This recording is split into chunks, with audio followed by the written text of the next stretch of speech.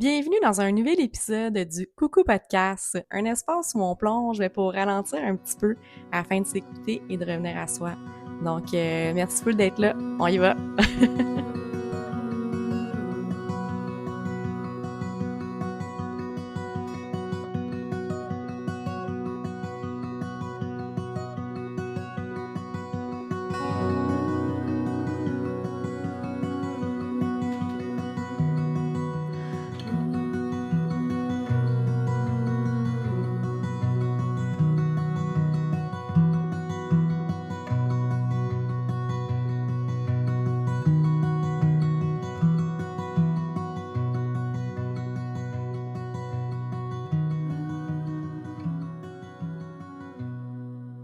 Parfois, on peut avancer dans la carte de notre vie, puis un peu aveuglément, puis dans le ressenti, on peut se sentir aligné, parfois désaligné. Des fois, c'est super flou, des fois, c'est super clair, mais whoop, on se trompe, puis whoop, ah, ça marche, puis un peu ce qui en ramène, je pense que tout le monde un peu, bon, je veux pas généraliser, mais c'est un peu la vie, c'est vraiment très surprenant quand on regarde toujours à l'arrière de qu'est-ce qu'on a pu vivre.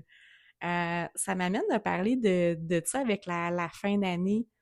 Quand il y a une fin d'année, j'aime beaucoup regarder un peu en arrière, voir de qu'est-ce que je suis fière, qu'est-ce que je peux remercier mais de laisser derrière moi et qu'est-ce que je peux maintenant me souhaiter avec intention mais de manière simple et claire pour la prochaine année. Pour moi, je trouve que le début de quelque chose et la fin de quelque chose, que ce soit un emploi, que ce soit point de vue social, une relation, que ce soit les années ou même notre début de journée, je trouve que c'est vraiment important. Puis même, il y a de la science qui ramène un peu cette importance-là de la manière que le cerveau peut être fait et construit puis qu'il comprend les choses. Il y a un phénomène, j'aimerais faire un petit clin d'œil, qu'il y a un phénomène à l'écriture qui s'appelle la typoglycémie. En fait, la typoglycémie, ce que ça fait, c'est que tu pourrais écrire un paragraphe, un texte, un livre, et si chaque mot, la première lettre et la dernière lettre du mot sont corrects, mais tout le in-between, c'est tout mélangé. En fait, notre cerveau, il est capable de lire le texte quand même. Et c'est vraiment impressionnant. Puis, j'ai eu le flash en apprenant la typoglycémie que, ah, ça peut tellement faire la même chose avec notre vie, avec nos journées, nos années. Puis, il y a vraiment de la recherche aussi que si on prend deux personnes avant d'aller dormir, que une écrit, écrit vraiment qu'est-ce qu'il n'a pas accompli, puis qu'est-ce qu'il aimerait accomplir le lendemain, va s'endormir 10 minutes de plus rapidement que la personne qui n'a pas fait l'exercice de noter, de vider un peu sa tête pour le lendemain, pour que qu'on prévoit notre journée du lendemain plus claire. Et je trouve ça tellement intéressant, un peu l'effet instantané, vraiment un effet rapide que, voyons donc, quelqu'un qui écrit ses tâches à accomplir pour le lendemain, bam, 10 minutes plus tôt, il s'endort sans rien faire de plus.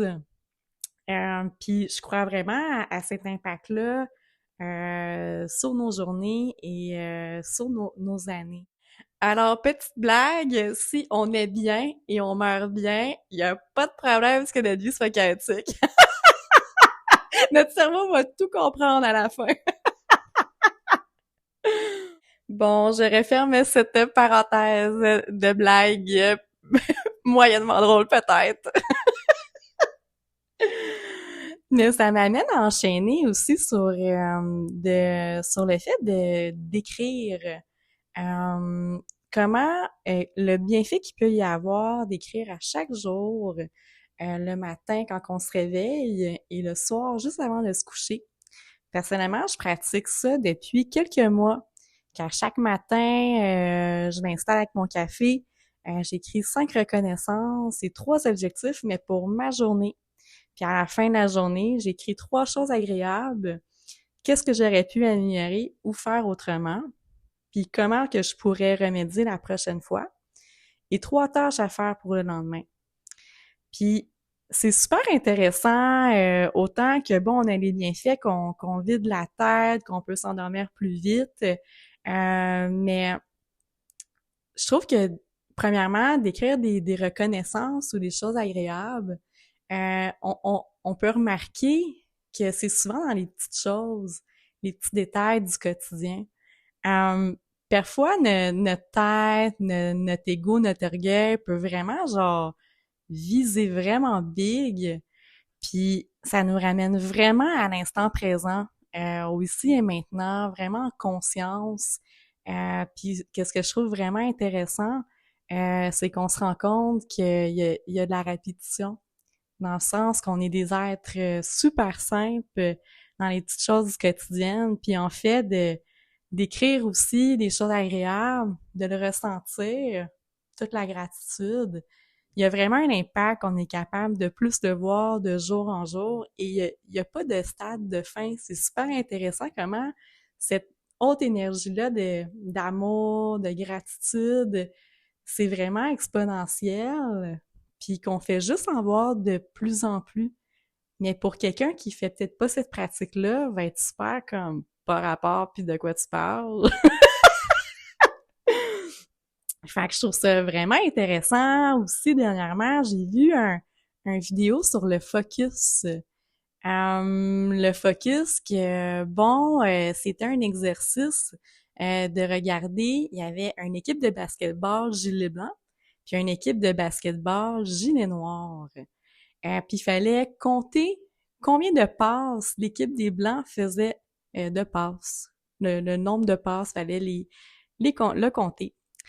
Puis c'est super intéressant que pendant cet exercice-là, bon, on arrive à la fin au bon compte, mais qu'il y a eu vraiment, quand on peut revoir le vidéo, mais sans prendre en considération qu'il faut compter le nombre de passes, il y a un gros ours qui passe par rapport que un coup qu'on focus pas sur l'équipe des Blancs, on peut le voir et je trouve ça tellement intéressant puis c'est dans notre face là comme que ça m'a vraiment j'ai été choquée à quel point que notre focus est tellement plus important qu'on pense, c'est flagrant et vraiment, je souhaite à tout le monde de focuser vraiment sur qu'est-ce qui fait du bien, mais pas via la tête, mais vraiment via au cœur, vraiment comment notre corps ressent. C'est vraiment ça qui est vraiment important, puis qui va un peu manifester, puis qui va un peu la loi de l'attraction. Je ferai un petit peu un autre épisode par rapport à cette loi-là, mais c'est super fascinant que vraiment le déclic, faut vraiment sortir de la tête puis d'y aller avec le corps. Puis vraiment le focus, on s'en sert avec la tête, mais pour vraiment genre il faut vraiment tellement accroître puis focuser sur les bonnes choses. Sinon, on voit plus rien. On voit vraiment plus rien. Ça peut être super flagrant. Tu sais, si on focus que tout va mal, ben on verra pas que vraiment la chose que tu veux manifester est juste là devant toi, mais tu le verras pas. Puis en tout cas, je trouve ça, j'invite vraiment tout le monde à faire cet exercice-là. De mon vécu, j'ai plein d'exemples. Il y a vraiment un impact sur l'importance de notre focus. Vraiment, vraiment.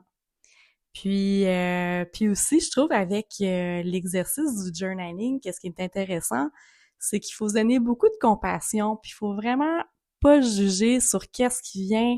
Tu sais, il faut pas penser quand on écrit vraiment tous les points, c'est vraiment on pratique un peu la confiance, on pratique qu'est-ce qui sort en premier, l'honnêteté, la transparence, le non-jugement. Puis à travers ça, on peut voir que des fois, que moi j'ai remarqué que j'avais beaucoup d'idées, beaucoup de projets, mais que les choses dans ma catégorie tâches à faire pour le lendemain, c'était tout le temps les mêmes choses. Puis à travers ça, j'ai réalisé de oh my God, je fais donc même pas comme mes affaires. Puis bon, on se donne beaucoup de compassion, puis ça veut pas dire que le lendemain tout devait être fait, mais je sais quel point travailler. Oups, ok, faut que je me responsabilise. Oups, ok, faut que je fasse mes appels. faut que je fasse telle action, c'est important. Si moi, je value vraiment la parole, puis la responsabilité, puis tu sais, un peu, on éloigne la paresse, puis on fait les choses, ben c'est ça. Fait que je trouve que c'est vraiment un bel outil de connaissance de soi, puis aussi de vraiment aller vers qu'est-ce qui est important pour nous, puis d'enlever tout jugement, puis vraiment, vraiment, c'est ça on peut même apprendre à se connaître un peu différemment. Très, très, très intéressant. Je pourrais finir avec une citation de Randy Pausch. Moi et les noms, hein? Monsieur Randy. Super de belles citations qui m'a vraiment touché au cœur. Les murs de briques sont là pour une raison. Ils nous donnent une chance de démontrer à quel point on veut vraiment quelque chose. Je trouve ça vraiment cool comme petite phrase très impactante que des fois on peut être un peu on sait pas trop qu'est-ce qu'on veut. On sait pas trop qu'est-ce qu'on veut, puis il y a pas vraiment de direction, mais des fois quand on se pose les bonnes questions, mais de manière objective, qu'on essaie un peu de se dissocier de nos émotions, puis pour vraiment comme d'y aller en toute transparence, c'est qu'on peut dévoiler que c'est peut-être pas nécessairement ça qu'on veut. Que quand on veut vraiment quelque chose, quand on a vraiment envie de quelque chose, sans aller dans le besoin, mais vraiment quand tu veux quelque chose, c'est fou aussi à quel point qu'il y a de l'adaptation, qu'il y a de la flexibilité qui peut vraiment ressortir, puis que c'est ça. Ça rappelle que si vraiment on veut un confort, ben on va prendre de la brique, on n'irait pas en des murs en paille. Si pour moi, le chauffage l'hiver à 27 degrés, c'est très important, j'irai pas en camping, tu sais. Parce que je veux vraiment ma chaleur. Fait que je terminerai là-dessus.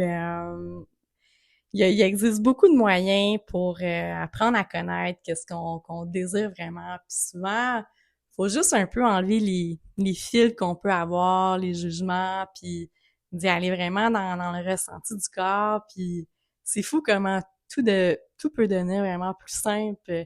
Et c'est tellement magnifique un peu cette légèreté-là, cette paix d'esprit-là. Puis un peu qu'on retrouve notre unité, notre présence. Puis qu'on a juste de l'amour après à donner partout autour, puis ça rayonne, puis un bel effet domino, puis c'est magnifique. Donc voilà, si vous avez aimé l'épisode, n'hésitez pas à le partager, à en parler. Sinon, laissez des étoiles sur Spotify, ça peut être super la bienvenue de follow-up un peu. N'hésitez pas si vous avez des sujets aussi que vous voulez aborder plus que d'autres ou c'est super ça serait super. Donc yes, salut.